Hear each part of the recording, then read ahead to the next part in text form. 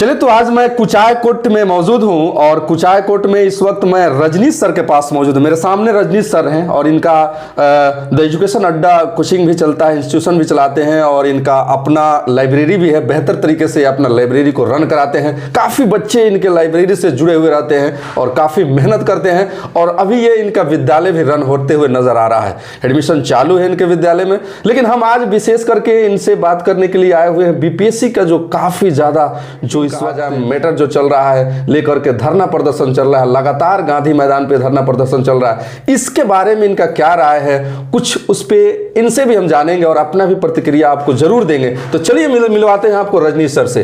Sir, सबसे पहले तो मेरे चैनल में आपका स्वागत है। बहुत बहुत धन्यवाद इफ्तिकार जी, और दर्शकों को विशेष प्रणाम।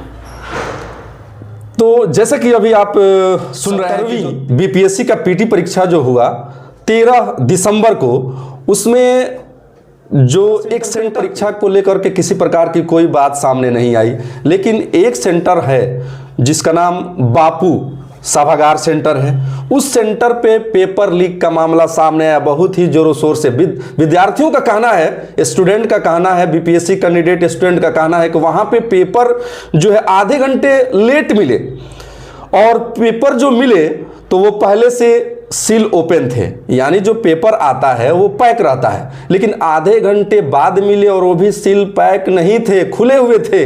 तो इससे क्या समझा जाए?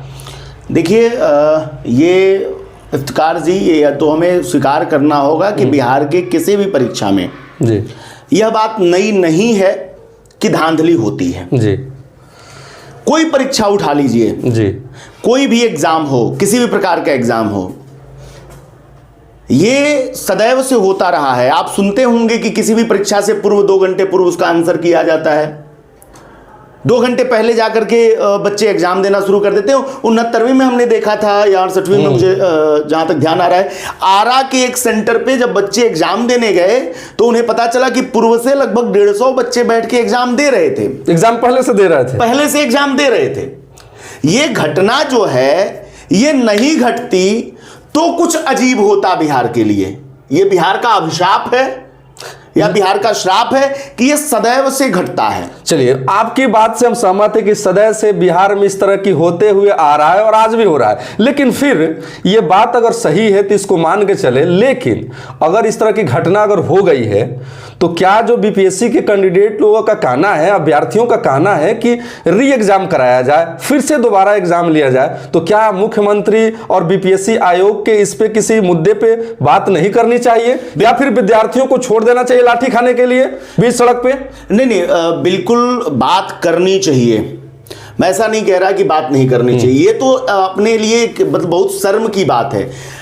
एक मित्र हैं नवीन चौधरी जी, उनकी एक पुस्तक आई है खुद से बेहतर जी। बहुत बड़े राजनीतिक विश्लेषक हैं, बड़े ऑडिटर हैं और शानदार लेखक हैं नवीन चौधरी जी।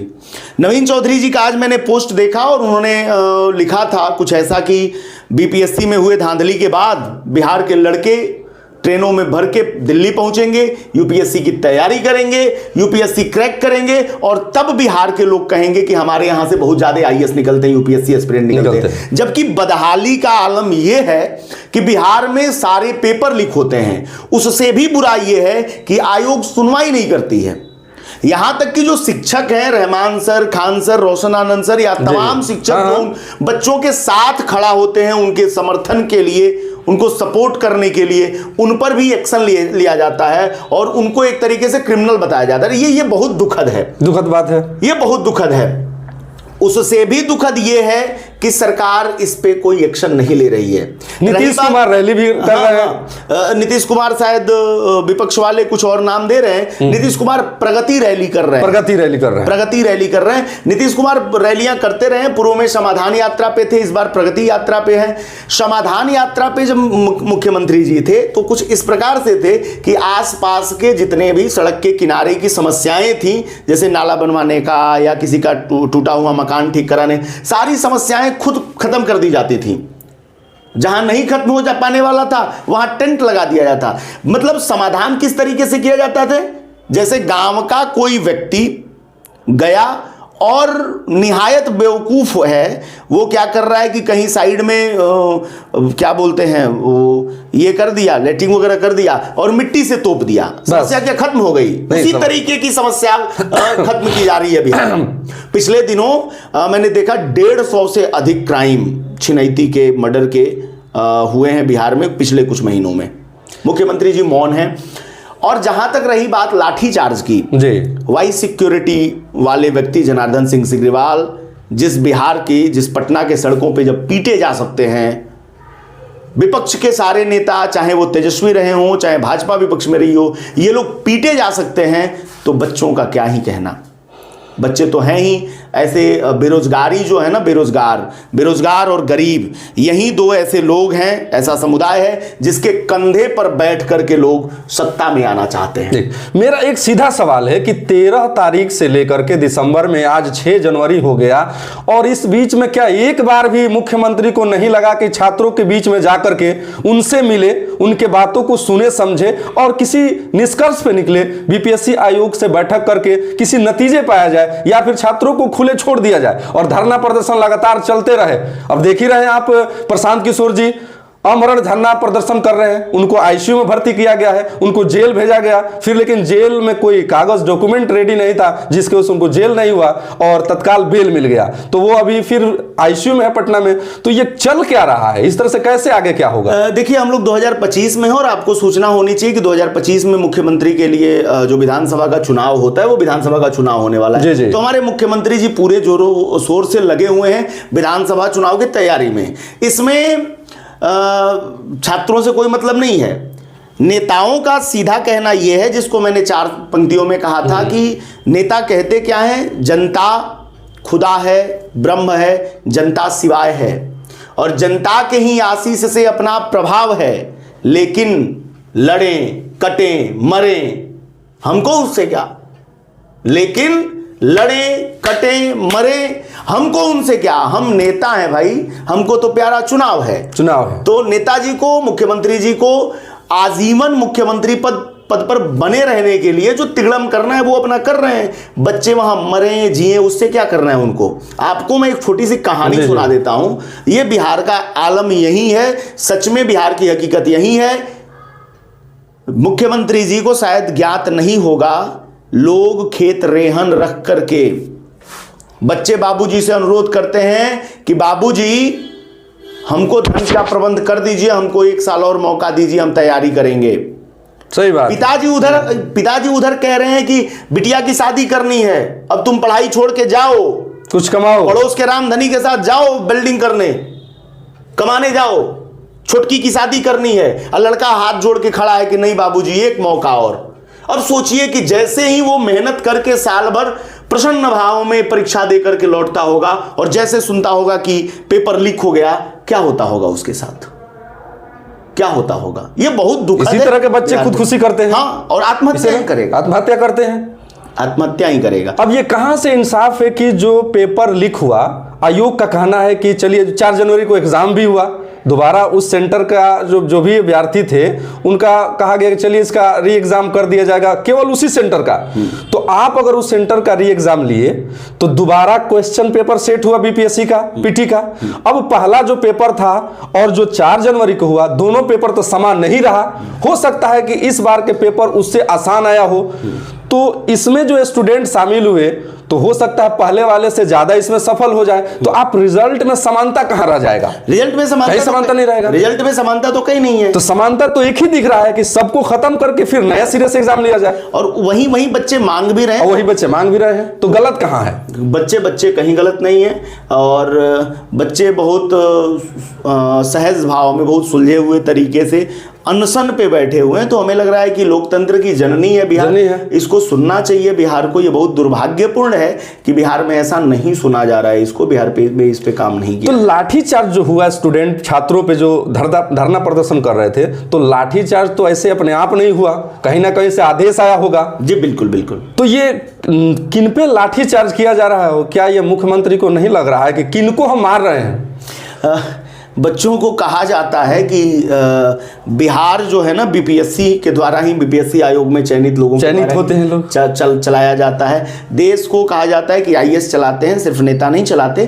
तो बीपीएससी से सेलेक्ट हुए लोग जो है राज्य को चलाते हैं, राज्य का अपना आयोग है। तो ये बहुत दुखद है कि अगर बीपीएससी के एस्पिरेंट पे लाठीचार्ज किया जा रहा है तो इससे बुरा और कुछ नहीं हो सकता बिहार के लिए। और उसमें तो हमें सूचना मिलती है कि एक लड़के ने सुसाइड भी किया तो बच्चे इधर लाठी खा रहे हैं, पिटा रहे हैं और मुख्यमंत्री रैली कर रहे हैं, घूम रहे हैं। ये कैसा बिहार है? बहुत बहुत बदहाली की स्थिति में आज बिहार खड़ा है।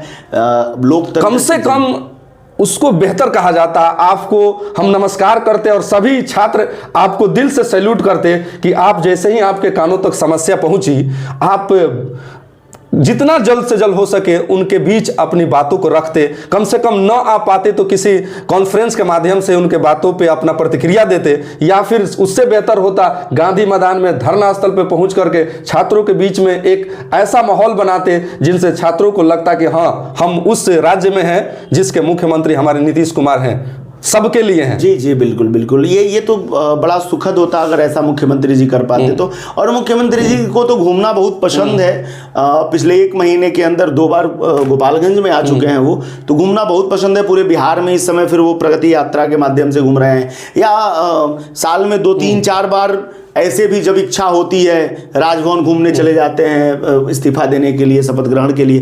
तो उनको तो घूमने की आदत है, तो अपना वो घूमे, वो अपना पलटी पलटा का काम करते रहे, कभी इधर कभी उधर, वो अपना अलग चीज है। लेकिन ये जो मुद्दा था, छात्रों को जो निर्दयी पूर्वक उन पे जो किया गया हमला, लाठियां किया गया, पानी का बौछार मारा गया, इस ठंडी में उनके ऊपर पानी की बरसात की गई, तो ये वही काफी गलत रहा और इस पे होनी चाहिए कुछ ना कुछ। बिल्कुल बिल्कुल, ये बहुत बहुत दुखद है, बहुत बुरा है।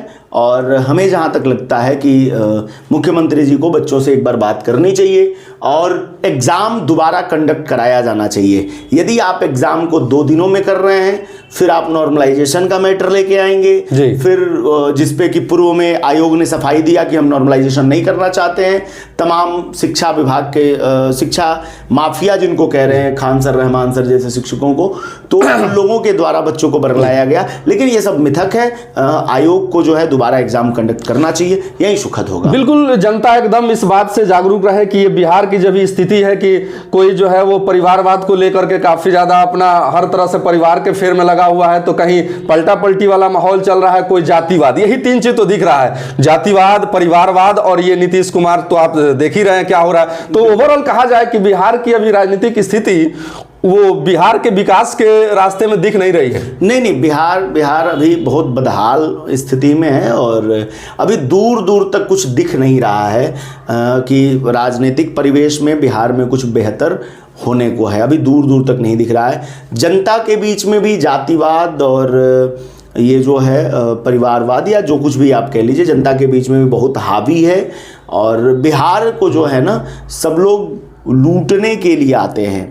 एक और नेता है जो बिहार फर्स्ट, बिहारी फर्स्ट का जुमला चलाते हैं और युवा हृदय सम्राट कहे जाते हैं, और वो भी इस समय नदारद हैं।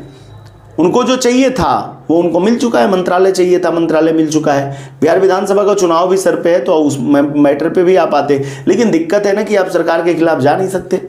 आप अब सरकार के साथ बने हुए हैं, गठबंधन में बने हुए हैं, तो गठबंधन के नियमों के वसूलों के खिलाफ नहीं जा सकते। तो मैंने जो कहा कि सबको चुनाव प्यारा है, मुख्यमंत्री जी को भी चुनाव प्यारा है, चुनाव की तैयारी में लगे हुए। मुख्यमंत्री जी को बीपीएससी से कुछ लेना देना है नहीं, और बाकी सब कुछ तो वही चला रहे हैं, अफसर ही चला रहे हैं बिहार को। बिहार की सबसे बदहाली यही है कि बिहार को जो है ऑफिसर चला रहे हैं, न कि कोई मंत्री चला रहा है।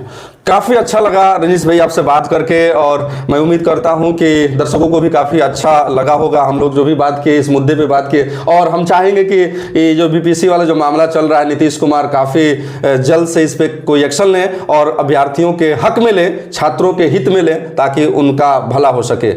इसके लिए धन्यवाद, काफ़ी समय आपने दिया यहाँ पे, बहुत अच्छा लगा आपसे बात करके। बहुत बहुत धन्यवाद। चलिए, ओके, धन्यवाद। बहुत बहुत धन्यवाद।